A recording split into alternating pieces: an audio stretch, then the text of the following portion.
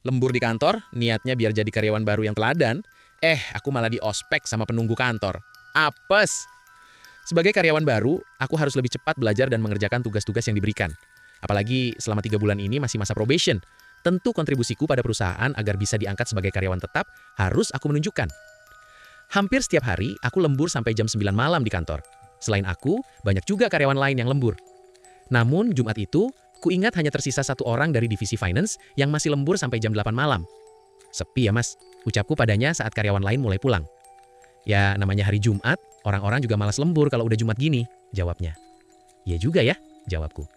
Aku pun fokus kembali melanjutkan pekerjaan agar bisa segera selesai. Nah. Si Mas Irfan bersenandung segala. Mending kalau suaranya bagus, pikirku saat itu. Slurp, slurp. Kemudian terdengar seseorang seperti menyeruput kopi. Aku jadi ingin kopi juga. Kulihat sudah jam 9 lewat. Mau pulang tapi pekerjaan sedikit lagi. Tanggung, biar Senin pagi nggak heboh, pikirku saat itu.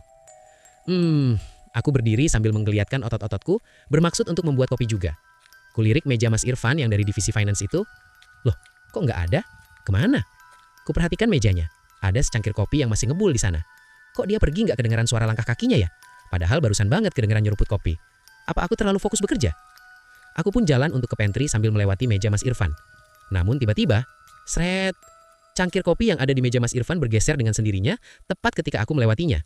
Aku yang kaget setengah mati, refleks langsung kabur keluar kantor, sampai pos Satpam. Aku pun menceritakan apa yang terjadi pada Pak Satpam. Sampai akhirnya aku ditemani masuk lagi ke kantor untuk mengambil barang-barang.